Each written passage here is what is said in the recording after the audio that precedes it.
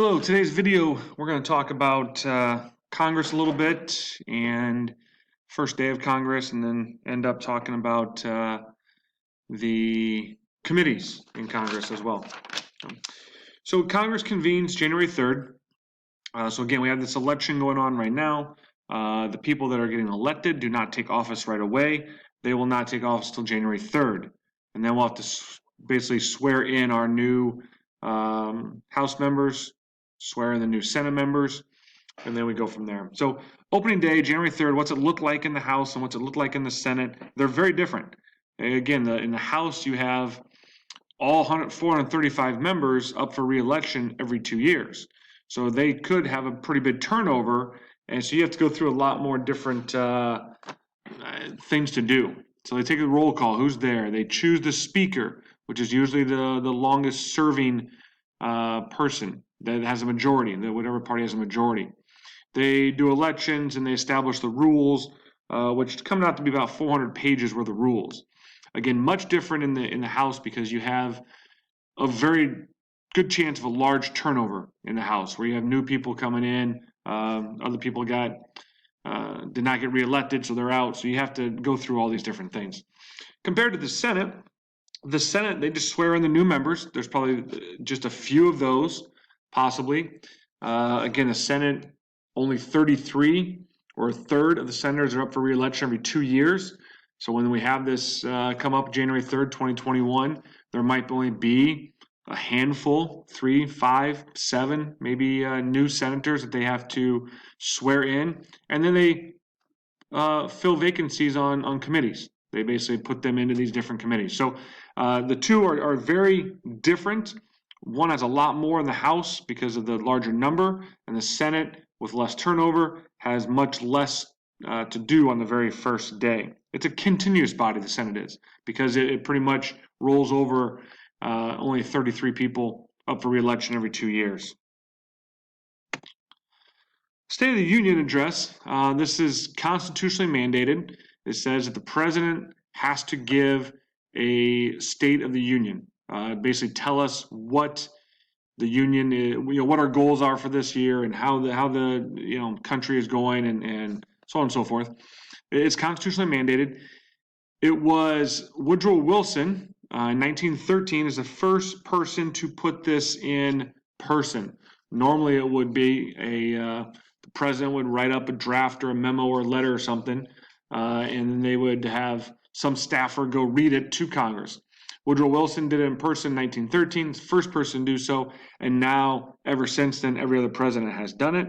It usually it takes place in January or February. Usually late January, early February, you'll see the State of the Union address. So presiding officers, so these are basically the main officers in the House and Senate. So in the House, you have the Speaker of the House. The Speaker of the House has two duties. One, they preside over all sessions and keep order. And then they also interpret and apply rules and refer bills. Okay, so they're basically going to, if a bill comes in for money, they're going to send it to deal with revenue. Okay, they're going to send it maybe to appropriations, or they're going to send it to whatever committee it might need to go to. The Speaker would take care of that. If they vote, they must choose a Speaker pro temp, what they call it, Speaker pro tempore. Basically just saying I'm giving up my Speaker duty for the 5 seconds it's going to be for me to say yay or nay on a vote. The Speaker does not have to vote. They rarely do vote, except to cause or break a tie, in which they're required to vote. Okay, so they don't have to vote, but they do, occasionally, maybe on important matters, they might do so. I kind of go back to the 14th Amendment when Abraham Lincoln was president.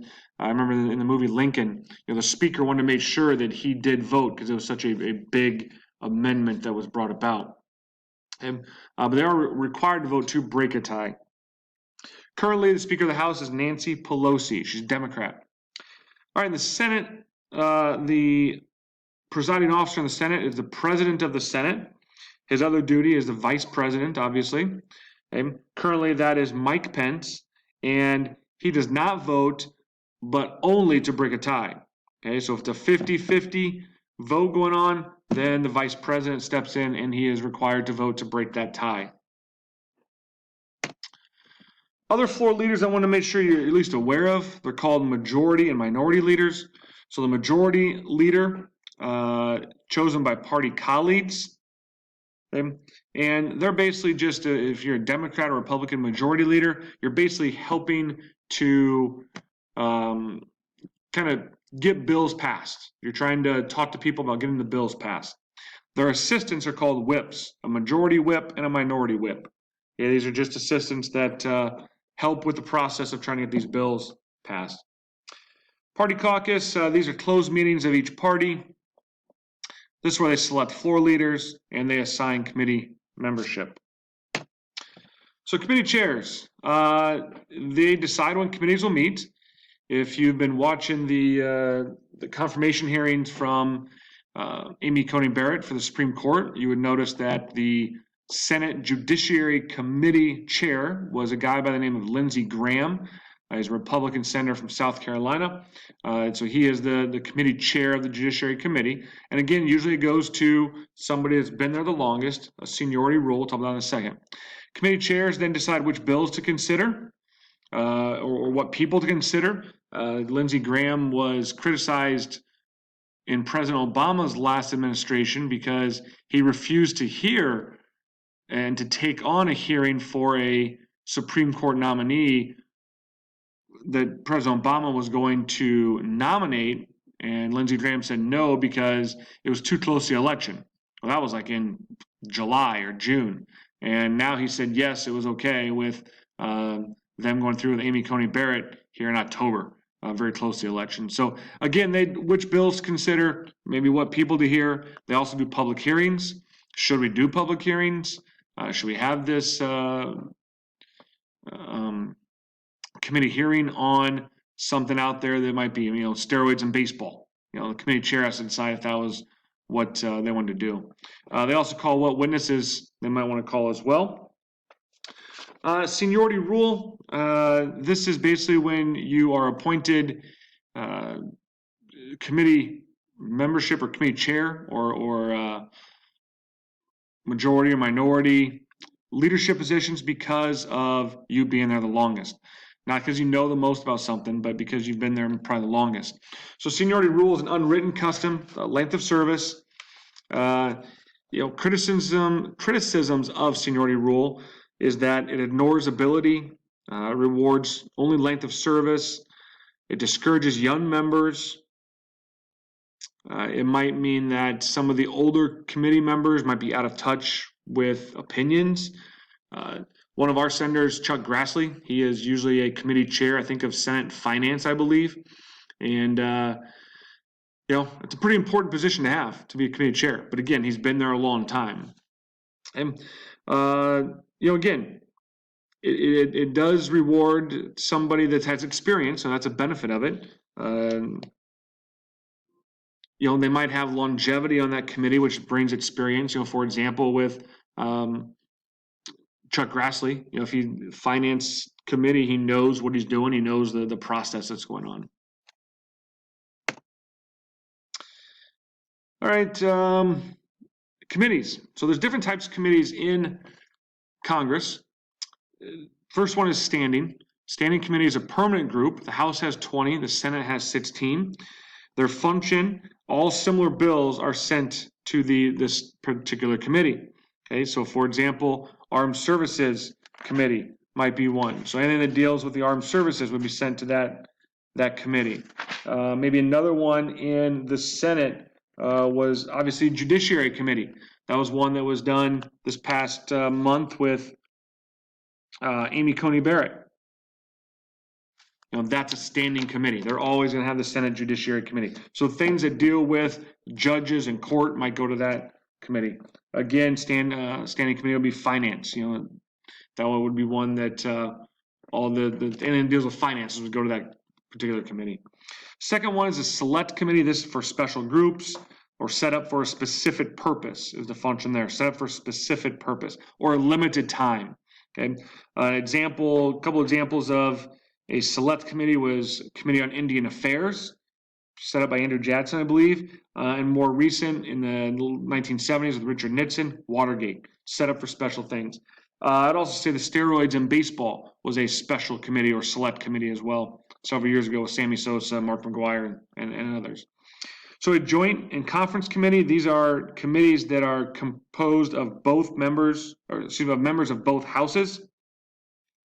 A conference committee is temporary to iron out differences in a bill. Okay, so a conference committee is temporary to iron out differences in a bill. So if a bill comes in and they're going to try and get it to pass, because it's got to pass out of the committee first, and then it has to go to the full House or full Senate to be passed, and then it has to go to the other chamber. So, for example, if a bill, we'll talk about how a bill becomes a law later, but let's say this bill comes up and it's going to go to the Finance Committee. They talk about it, and maybe it's a temporary committee. They're going to get together and talk about it and say, how can this bill be passed in both the House and Senate and then signed by the President? Okay, so conference committees are usually going to be temporary.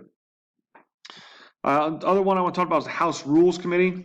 The House Rules Committee is the quote-unquote traffic cop in the House.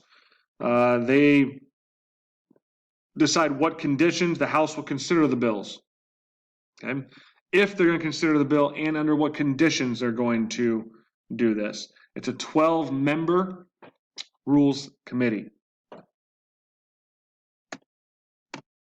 Okay. The last thing that I need to talk about then is our senators and House members. We have 2 senators and we have 4 House members. I'd like you to look them up on US. I gave the websites on the worksheet there, and yeah, that'd be it. I wish we could really talk about this in class. We usually do a conference committee together and hash out a school lunch. But until next time, thank you.